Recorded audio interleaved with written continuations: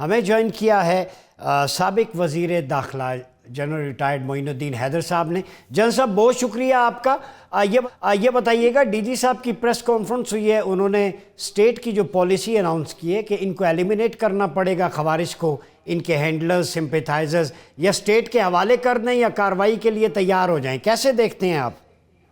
جی ہاں، یہ پالیسی جو پہلے بنی تھی نواز شریف صاحب کے زمانے میں، جب اے پی ایس کا سانحہ پیش آیا تھا، پھر اس میں تھوڑی کمزوری آ گئی تھی، اس کو بھول گئے تھے ہم تھوڑا حالات ٹھیک ہونے کے بعد۔ اب چند سالوں سے دوبارہ اس فتنے نے بہت مضبوطی سے سر اٹھایا اور بہت نقصان ہو رہا ہے پاکستان کے آرم فورسز کا، پولیس کا اور دوسرے اداروں کا، عوام کا۔ تو اس سلسلے میں انہوں نے کہا کہ ہم کہیں گے، لیکن یہ ایکشن تو 2 سال سے ہو رہے ہیں بیسکلی۔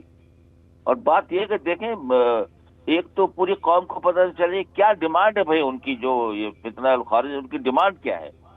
اگر وہ کہتے ہیں کہ جی فاٹا کو بحال کرو، یہ بارڈر لائن جو ہے افغانستان کی ہم کو بلا رکاوٹ آنے جانے دو، اس قسم کی باتیں تو کوئی اسٹیٹ منظور نہیں کر سکتی نا۔ یا بولے ہم پاکستان کے آئین کو تسلیم نہیں کرتے، بھائی پاکستان اسلامک ریپبلک ہے، اللہ کا شکر ہے جی، یہاں پر ہم کو لوگ اسلام کا قلعہ سمجھتے ہیں دنیا والے۔ تو آپ ایسی باتیں کیوں کر رہے ہو، اور کیوں اپنے لوگوں میں فتنہ فساد کر کے اپنے لوگوں کو کمزور کر رہے ہو؟ تو ظاہر ہے پھر یہی بات رہ جاتی ہے کہ ان سے سختی سے نپٹا جائے۔ افغانستان والوں کو بھی سمجھاتے رہتے ہیں کہ ہمیں ہینڈ اوور کر دو، وہ نہ کریں تو پھر ہمیں اور کوئی کارروائی سوچنی پڑے گی ان کو ختم کرنے کے لیے۔ جی اچھا جنرل صاحب یہ بتائیے، یہ بھی ڈی جی صاحب نے کہا کہ افغانستان میں پناہ گاہیں ہیں، افغانستان کی سرزمین کو دہشت گردی کے لیے استعمال نہیں ہونا چاہیے، امریکن اسلحہ ان کے ہاتھ لگا ہے دہشت گردوں کے، تو اس کے بارے میں آپ کیا کہتے ہیں؟ اس میں کیا شک ہے جناب، یہ تو کب سے وہاں سے انہوں نے پناہ گاہیں بنائی ہوئی ہیں، اور کبھی وہ جب ان سے مذاکرات افغانستان سے کرتے ہیں کہ بھائی ہم نے تو آپ کی بڑی خدمت کی ہے، آپ کے مہاجرین کو سنبھال کے رکھا، جی دنیا میں پہلی دفعہ آپ کو تسلیم کیا، آپ کا کیس لڑا، آپ کی ہر طرف مدد کی، ہمارے ساتھ کیوں کر رہے ہیں کہ وہاں پر آپ نے ان لوگوں کو بٹھایا ہوا ہے؟ وہ کہتے ہیں نہیں جی ہمیں تو نہیں پتا، ہمارے ایسے نہیں ہے۔ لیکن یہ بات ثابت ہو چکی ہے جی کہ ان کی انٹیلیجنس کا رابطہ ہے ٹی ٹی پی پاکستان جو دہشت گرد ہیں، اور ہندوستان سے بھی ان کا رابطہ ہے۔ تو اس سے بات کھل کے سامنے آ جاتی ہے کہ یہ کیا ہے۔ تو ظاہر ہے کہ وہ اگر وہ ایکشن نہیں لیں گے ان پر، کیونکہ جہاں تک امریکن اسلحے کی بات ہے تو امریکہ جس حالت میں بھاگا ہے، آپ نے دیکھا آخری جہاز میں کس طرح بھاگا ہے وہ، تو وہ سب کچھ چھوڑ گیا ہے۔ وہ اتنا بڑا ہتھیاروں کا ذخیرہ ہے کہ 10 15 20 سالوں کے لیے کافی ہوگا افغانیوں کے لیے۔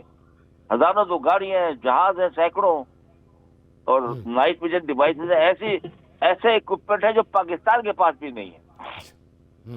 تو ظاہر ہے وہ اس کو استعمال کر رہے ہیں، وہی جب مارے جاتے ہیں تو وہی اسلحہ ان کے پاس سے نکلتا ہے یہاں پر پاکستان میں۔